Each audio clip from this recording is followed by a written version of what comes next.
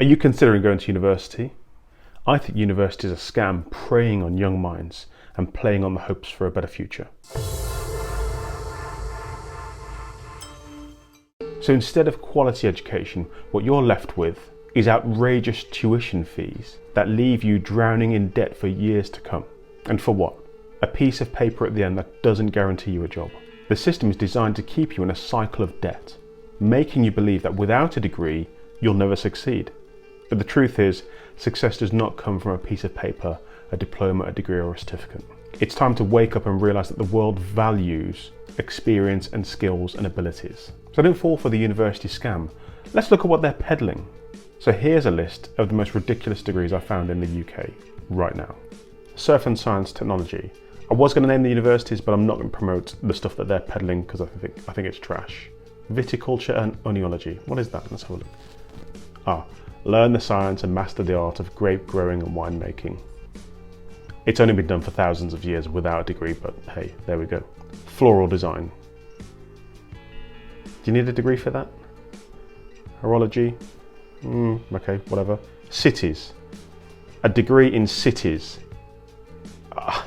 What? The Sustainable Cities Masters is an interdisciplinary program that provides a critical understanding of how cities are shaped by human and physical processes, enabling a full appreciation of the connections between sustainable urban and environmental futures.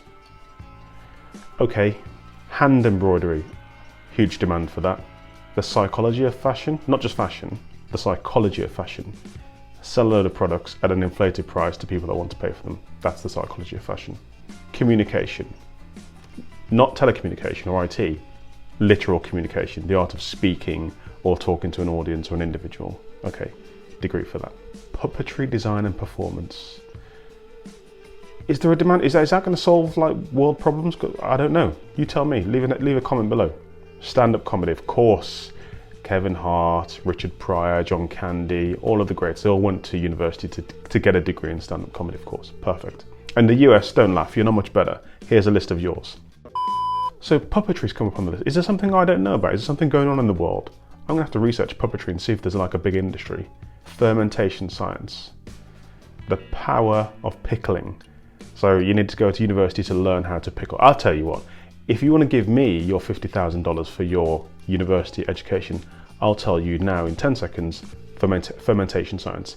Get some vinegar, get some water, put it in a jar, put whatever substance you want to pickle in there or ferment, leave it for 3 months, done.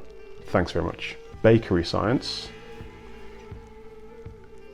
It's new to us. We've only been baking for a few thousand years, so yeah, we need a degree to tell us how to do that. Thanks very much, universities. Costume technology.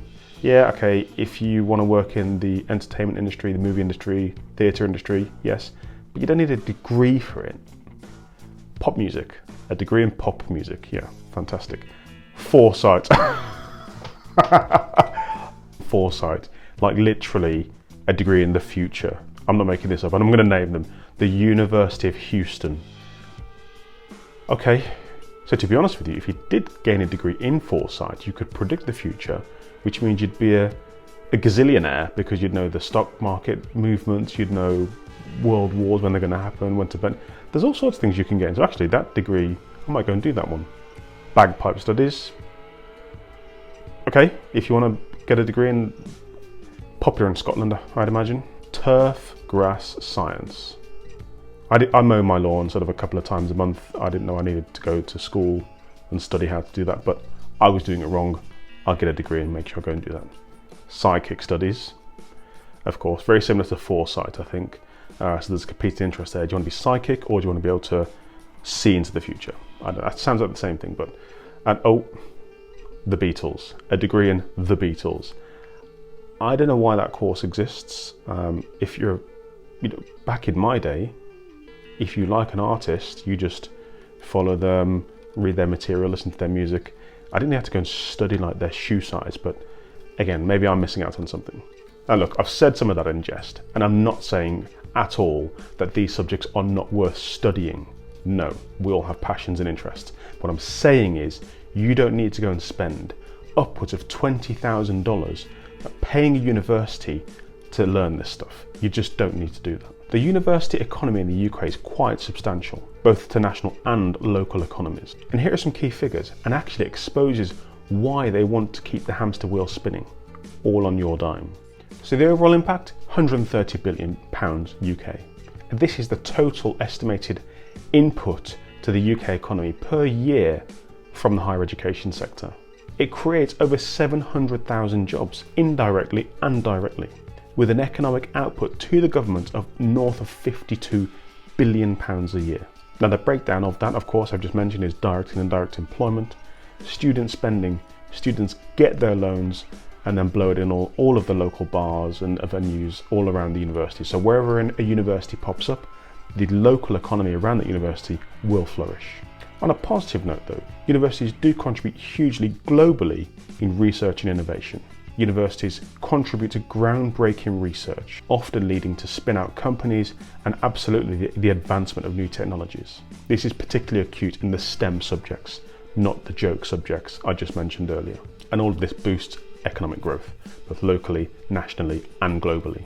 And then we've got international students contributing over 40 billion to the UK economy every single year, an inflow of their student fees and again to the spending that they spend within the local economy. The university economy in the USA is even bigger than the UK. Here are your key figures. 837 billion total economy in the higher education sector in the USA.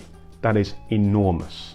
Over 3.9 million jobs created directly and indirectly, with an economic output of 465 billion to the US economy every single year. Again, the same breakdown, students contributing to local economies, research and innovation that the entire world benefits from, with leading institutions, Ivy League universities like Stanford, Harvard and Yale, really creating new groundbreaking products that we see every single day.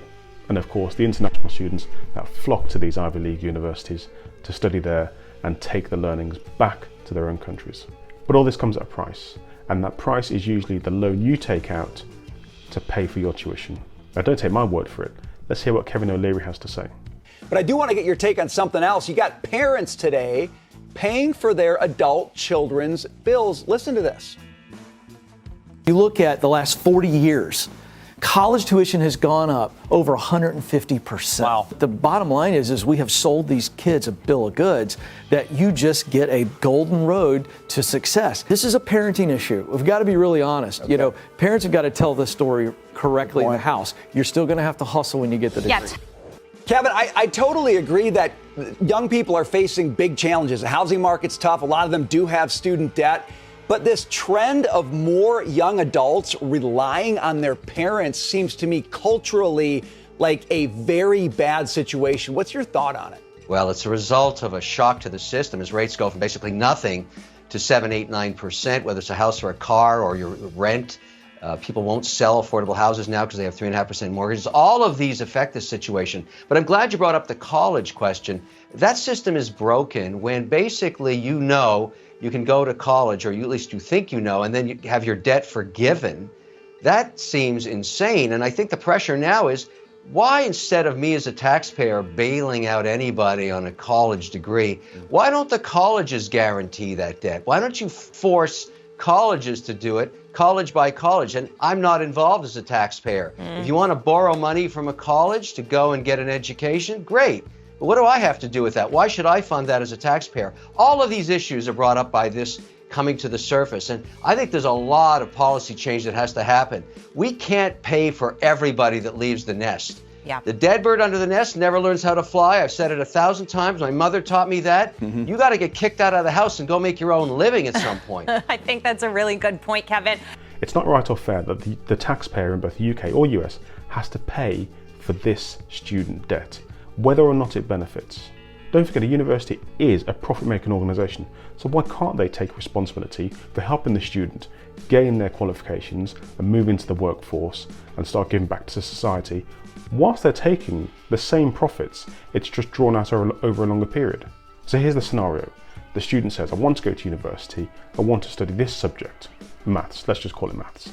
The university says, sure, it's going to cost this much, insert figure, it doesn't matter what it is.